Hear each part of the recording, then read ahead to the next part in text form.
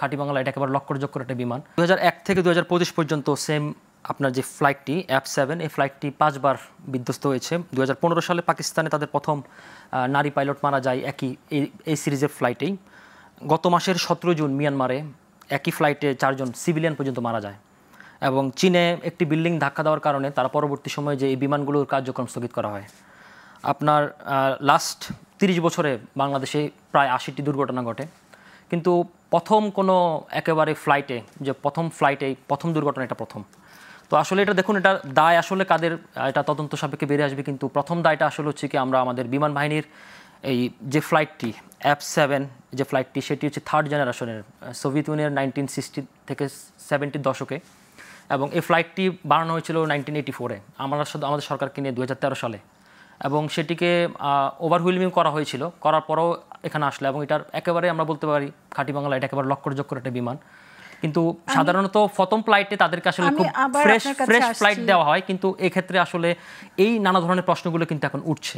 কিন্তু আমাদের এখন এটা আসলে দুর্ঘটনা ছিল নাকি আসলে কারো গাফলতি ছিল কিংবা কথা ত্রুটি ছিল সেটা তদন্ত সাপেক্ষে পরবর্তী সময় বেরিয়ে আসবে, তখন হয়তো মন্তব্য করা যাবে। আজ একটি মর্মান্তিক দিন। আসলে দেখুন, death and danger comes at any time at anywhere. আসলে বিপদ এবং মৃত্যু যে কোনো মুহূর্তে আসতে পারে, এবং যেটা আমরা দেখলাম ইন্টারন্যাশনাল সিভিল এভিয়েশন অর্গানাইজেশনের অ্যানেক্স 16 অনুযায়ী উচ্চশব্দের যুদ্ধবিমান জনবহুল শহরে প্রশিক্ষণ চালাতে পারে না, এটা তাদের রুলসে আছে। আর আপনি দেখুন আমাদের আসলে এই যে ঘটনাটি ঘটলো আজকে, এটা আসলে আমরা জানি না তদন্ত সাপেক্ষে কি প্রতিবেদন আসে বা কি রেজাল্ট আসে, কিন্তু এখন পর্যন্ত এটাকে আমরা একেবারেই নিতান্তই দুর্ঘটনা বলেই অভিহিত করছি। এবং এটা খুবই হতে পারতো যে পাইলটের জন্য আজকে সবচেয়ে তার কেরিয়ার কিংবা তার জীবনের অন্যতম একটা আনন্দময় ঘটনা, কিন্তু সেটি না হলে সে আজকে পৃথিবীতে নেই।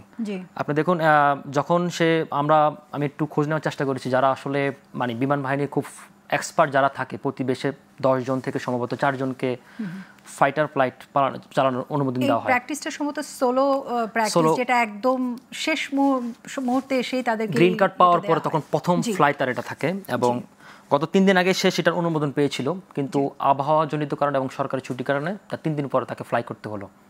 এবং আপনি দেখুন 3 দিন পরে প্রথমে কিন্তু তাকে তার ইনস্ট্রাক্টর সহ কিন্তু সে ডুয়েল ফ্লাইটে সে একবার ফ্লাই করেছিল। ঠিক একই বিমান সেই F7 BGI বিমানের বিধ্বস্তের ঘটনায় এর আগে 2018 সালে একজন উইং কমান্ডারকে হারিয়েছি, 2021 সালেও আমরা একজনকে হারালাম ফ্লাইট লেফটেন্যান্ট, আবার আমরা এখন হারালাম তৌকিরকে।